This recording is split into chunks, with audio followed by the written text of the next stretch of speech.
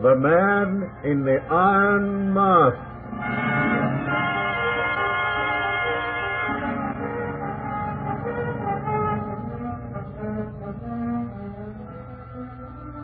A warder in the grim dungeons of the Bastille walks heavily along the worn stone passages to the cell where Marguerite Frederick is imprisoned.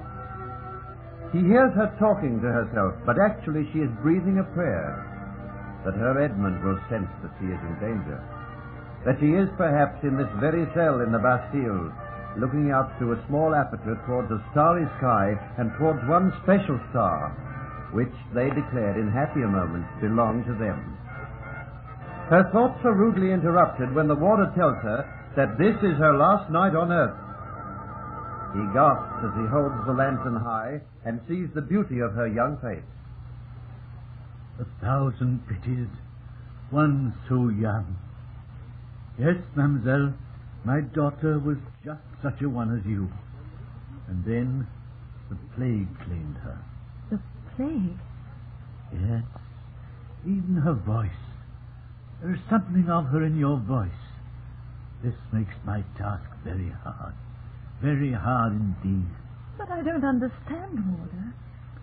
Did you say that I am to die?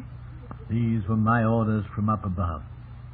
There are soldiers waiting up there, and somebody whose name I dare not mention.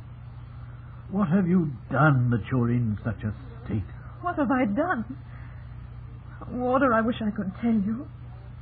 I just don't understand. All my life I've lived on a farm, a quiet, peaceful farm with a hard-working father. We've never harmed anybody. Rather have we been kind, helped people when they needed help, done all we could for the poor. And suddenly a troop of horsemen come. They arrest me in the name of the king, and I'm put here in this dark hole. What have I done, warder? Why has all this happened? Why ask the likes of me? I was a gentleman once, but now I am but a servant to the Bastille. I do my duty. With others, I bring the prisoners down to these cells, and then I take them away. Some just remain until they die, like the woman that lies in the next cell to yours. In the next cell? Yes. She stole a suit of clothes. They put her in here. Theft is regarded in a serious way in this city. While she's been here, she's seen no one. Then there was a letter. I think it was from her husband. He has found someone else. I noticed I walked along. There was no more sobbing. I raised my lamp. She lies there, very still. I know she is dead. Oh. Dead of a broken heart. Oh, warder. What tragedy there is in this terrible place. And now me. Oh, if only I knew. If only I knew what this is all about. There. Don't cry, little one. You have a brave face. My daughter was brave, too, when they told us it was the plague. There was no fear, just a patient resignation. At least I can say I was proud of her. No, warder. I'm not afraid. At least I can tell you that. I'm not afraid for myself. But there are others. My Edmund. Edmund? Edmund Marchiali. The man I love more than life itself. I'm afraid for him in his grief. Afraid for my darling father. Who now is getting just a little helpless. Who needs me around the house. And they don't know where I am or what I've done.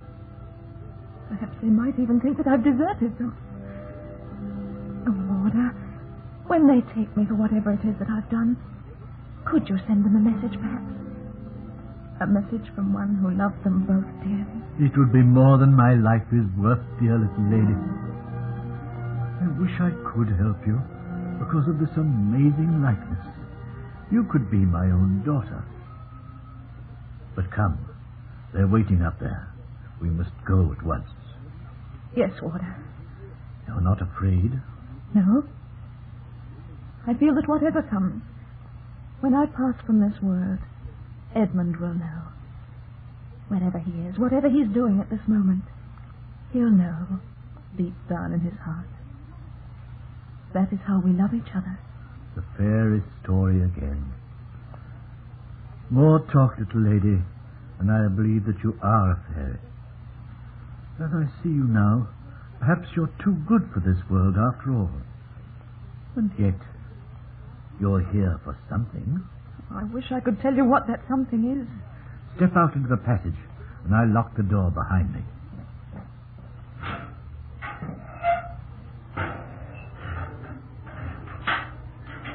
And now, if you'll follow me, it's a long trek, 2 flights of steps, and then a passage twice as long as this. A moment. I want to make sure about this woman in the next cell. Yes, look. As I lift the lantern and look through the grill, you can see the white face. She must have died saying her prayer. Will there be a judge, Warder? Will there be some human being to appeal to? To ask why I'm here? What crime I've committed? A moment. I have an idea. Little lady, some would say that I'm crazy. But somehow, it's your face. It's taken me back to better times. To the time when I was happy. When I had a home, a wife, a young stalwart son, and a daughter such as you. Perhaps that's why you've tugged at this leathery old heart of mine. Little lady, can I trust you? In what way, Warder? Dare I? It all depends on you. If you should so much as speak, you will lose 2 heads, yours and mine. If you would explain. It would only take a minute. You to take the place of this poor woman, and this woman to take your place in your cell. You mean... I mean, mademoiselle, that it would be so simple a matter for us to go upstairs, to stand before this great personage who waits, and to tell him it is you who died of a broken heart, that I found you white and still in your cell with life extinct. Why, Warder... Could I trust you? Will you speak of this to any living soul? Oh, no, Warder, I swear it. I promise. Oh, there is a God in heaven. Edmund must be thinking of me. He has prayed, too. Oh, Warder, one day perhaps I may be in a position to help you for all that you are doing. You may not thank me for this. As I say, the living death. But if one believes in miracles, sometimes those miracles come true. Your face, to me, is a miracle. So much like that of dear Renee. You'll never tell that it was old Edward. Never. I swear it. I promise. We must be quick. I've been here too long already. Quickly, you'll have to help me. This poor woman now takes your place.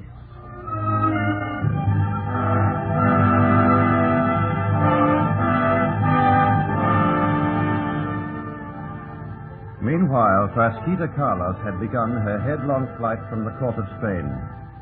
Armed with letters from the gentle Maria Teresa and money in her purse, also from her benefactor, she managed to make good her escape and eventually found herself in France and along the road to Gascogne and the castle of Georges Saint-Mars.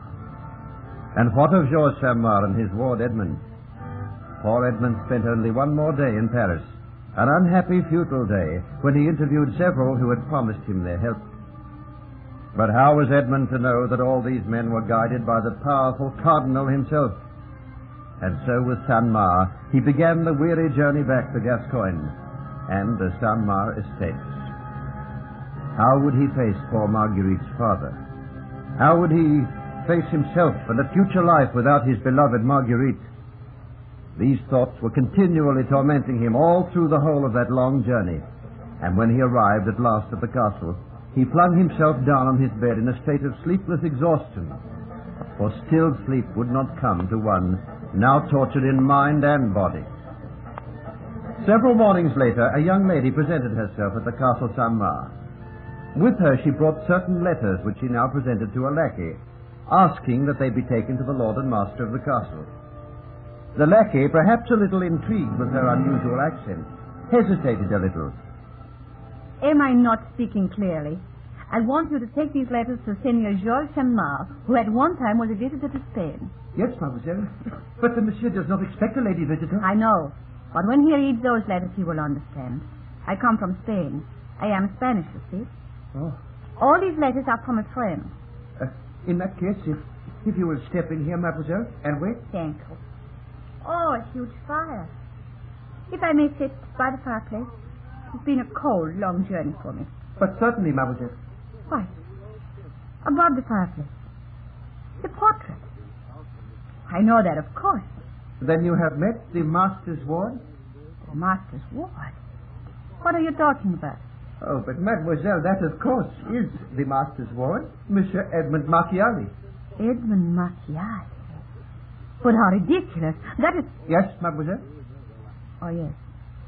Of course, it must be his ward, you say? That is right, mademoiselle. And now, if you will permit me to withdraw, I will take these letters to Mr. Salmar. Edmund Macchiali. But how absurd.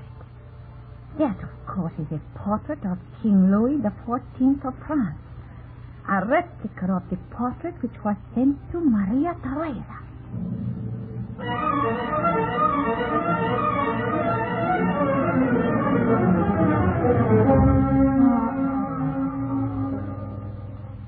What extraordinary discovery has Frasquita Carlos stumbled upon? Why is it that these two portraits are so much alike? Make sure you hear the next enthralling chapter of The Man in the Iron Mask.